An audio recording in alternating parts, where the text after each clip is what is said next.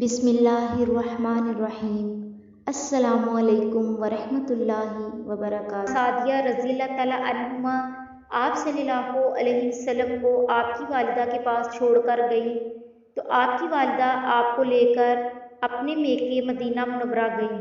آپ صلی اللہ علیہ وسلم کے ساتھ ایمن بھی تھیں۔ ایمن کہتی ہیں ایک دن مدینہ کے 2 یہودی میرے پاس آئے اور بولے، ذرا محمد کو ہمارے سامنے لاؤ، ہم انہیں دیکھنا چاہتے ہیں۔ وہ آپ صلی اللہ علیہ وسلم کو ان کے سامنے لے آئیں۔ انہوں نے اچھی طرح دیکھا، پھر ایک نے اپنے ساتھی سے کہا، یہ اس امت کا نبی ہے اور یہ شہر ان کی ہجرت گاہ ہے، یہاں زبردست جنگ ہوگی، قیدی پکڑے جائیں گے۔ آپ صلی اللہ علیہ وسلم کی والدہ کو یہودیوں کی اس بات کا پتہ چلا تو آپ ڈر گئیں اور آپ صلی اللہ علیہ وسلم کو لے کر مکہ کی طرف روانہ ہوئیں، مگر راستے ہی میں ابوا کے مقام پر آپ صلی اللہ علیہ وسلم کی والدہ وفات پا گئیں۔ حضرت آمنہ کے انتقال کے 5 دن بعد ایمن آپ کو لے کر مکہ پہنچی۔ آپ کو عبدالمطلب کے حوالے کیا۔ آپ کے یتیم ہو جانے کا انہیں اتنا صدمہ تھا کہ بیٹے کی وفات پر بھی اتنا نہیں ہوا تھا۔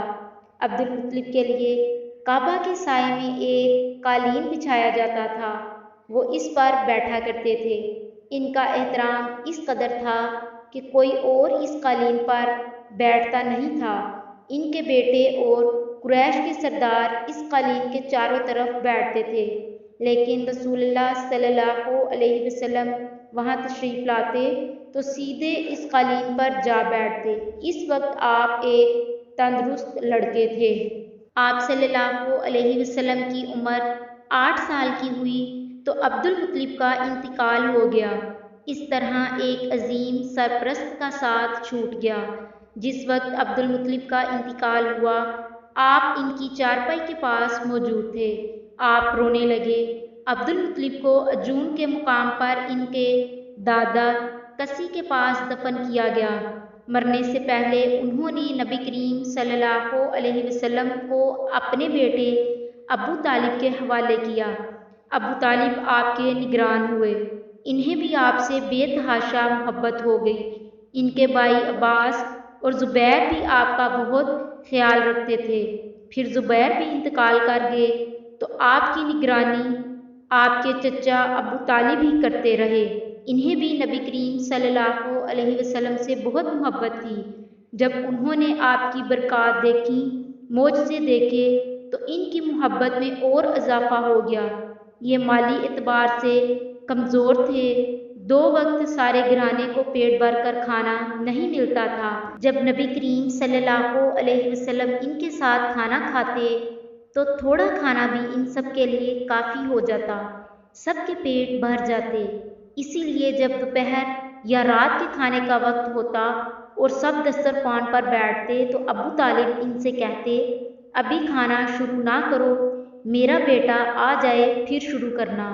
پھر آپ تشریف لاتے اور ان کے ساتھ بیٹھ جاتے۔ آپ کی برکت اس طرح ظاہر ہوتی کہ سب کے سیر ہونے کے بعد بھی کھانا بچ جاتا۔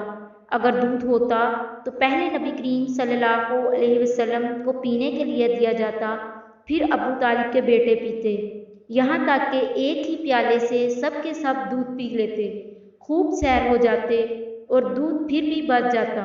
ابو طالب کے لیے ایک تکیہ ہمیشہ رکھا رہتا تھا، وہ اس سے ٹیک لگا کر بیٹھتے تھے۔ رسول اللہ صلی اللہ علیہ وسلم تشریف لاتے تو آ کر سیدھے اس تکیے کے ساتھ بیٹھ جاتے۔ یہ دیکھ کر ابو طالب کہتے، میرے بیٹے کو اپنے بلند مرتبے کا احساس ہے۔ ایک بار مکہ میں قحط پڑ گیا، بارش بالکل نہ ہوئی۔ لوگ ایک دوسرے سے کہتے تھے، لات اور عزی سے بارش کی دعا کرو۔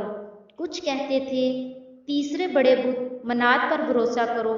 اسی دوران ایک بوڑھے نے کہا، تم حق اور سچائی سے بھاگ رہے ہو، تم میں ابراہیم علیہ السلام اور اسماعیل علیہ السلام کی نشانی موجود ہے، تم اسے چھوڑ کر غلط راستے پر کیوں جا رہے ہو؟ اس پر لوگوں نے اسے کہا، کیا آپ کی مراد ابو طالب سے ہے؟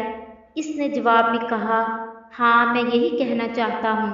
اب سب لوگ ابو طالب کے گھر کی طرف چلے۔ وہاں پہنچ کر انہوں نے دروازے پر دستک دی تو ایک خوبصورت آدمی باہر آیا۔ اے ابو طالب، وادی میں قحط پڑا ہے، بچے بھوکے مر رہے ہیں، اس لیے آؤ اور ہمارے لیے بارش کی دعا کرو۔ ابو طالب باہر آئے، ان کے ساتھ رسول اللہ صلی اللہ علیہ وسلم بھی تھے۔ آپ ایسے لگ رہے تھے جیسے اندھیرے میں سورج نکل آیا ہو۔ ابو طالب کے ساتھ اور بھی بچے تھے، لیکن انہوں نے آپ ہی کا بازو پکڑا ہوا تھا۔ اس کے بعد ابو طالب نے آپ کی انگلی پکڑ کر کعبے کا طواف کیا۔ یہ طواف کر رہے تھے اور دوسرے لوگ آسمان کی طرف نظر اٹھا اٹھا کر دیکھ رہے تھے، جہاں بادل کا ایک ٹکڑا بھی نہیں تھا۔ لیکن پھر اچانک ہر طرف سے بادل آنے لگے۔ اس قدر زوردار بارش ہوئی کہ شہر اور جنگل سیراب ہو گئے۔ ابو طالب ایک بار ذی الحجہ کے میلے میں گئے۔ یہ جگہ عرفات سے تقریباً 8 کلومیٹر دور ہے۔ ان کے ساتھ رسول اللہ صلی اللہ علیہ وسلم بھی تھے۔ ایسے میں ابو طالب کو پیاس محسوس ہوئی۔ انہوں نے آپ سے کہا، بھتیجے مجھے پیاس لگی ہے۔ یہ بات انہوں نے اس لیے نہیں کہی تھی کہ آپ کے پاس پانی تھا، بلکہ اپنی بے چینی ظاہر کرنے کے لیے کہی تھی۔ چچا کی بات سن کر آپ فوراً سواری سے اترے اور جو ہی آپ نے پتھر پر پاؤں مارا، اس کے نیچے سے صاف اور عمدہ پانی پھوٹ نکلا۔ انہوں نے ایسا پانی پہلے کبھی نہیں پیا تھا۔ خوب جی بھر کر پانی پیا۔ پھر انہوں نے پوچھا، بھتیجے کیا آپ نے پانی پی لیا؟ نبی کریم صلی اللہ علیہ وسلم نے فرمایا، جی ہاں۔ آپ نے اسی جگہ پر ایڑی پھر ماری اور وہ جگہ دوبارہ ایسی خشک ہو گئی جیسے پہلے تھی۔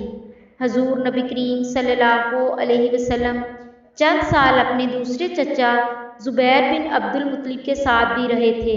اس زمانے میں ایک مرتبہ حضور صلی اللہ علیہ وسلم اپنے ان چچا کے ساتھ ایک قافلے میں یمن تشریف لے گئے۔ راستے میں ایک وادی سے گزرے۔ اس وادی میں ایک سرکش اونٹ تھا، گزرنے والوں کا راستہ روک لیتا تھا، مگر جو ہی اس نے نبی کریم صلی اللہ علیہ وسلم کو دیکھا تو فوراً بیٹھ گیا اور زمین سے اپنی چھاتی رگڑنے لگا۔ آپ اپنے اونٹ سے اتر کر اس پر سوار ہو گئے۔ اب وہ اونٹ آپ کو لے کر چلا اور وادی کے پار تک لے گیا۔ اس کے بعد آپ نے اس اونٹ کو چھوڑ دیا۔ یہ قافلہ جب سفر سے واپس لوٹا تو ایک ایسی وادی سے اس کا گزر ہوا جو طوفانی پانی سے بھری ہوئی تھی، پانی موجیں مار رہا تھا۔ یہ دیکھ کر آپ نے قافلے والوں سے فرمایا، میرے پیچھے پیچھے آؤ۔ پھر آپ اطمینان سے وادی میں داخل ہو گئے۔ باقی لوگ بھی آپ کے پیچھے تھے۔ اللہ تعالیٰ نے اپنی قدرت سے پانی خشک کر دیا اور آپ پورے قافلے کو لیے پار ہو گئے۔ قافلہ مکہ پہنچا تو لوگوں نے یہ حیرت ناک واقعات بیان کیے۔ لوگ سن کر بول اٹھے، اس لڑکے کی تو کچھ شان ہی نرالی ہے۔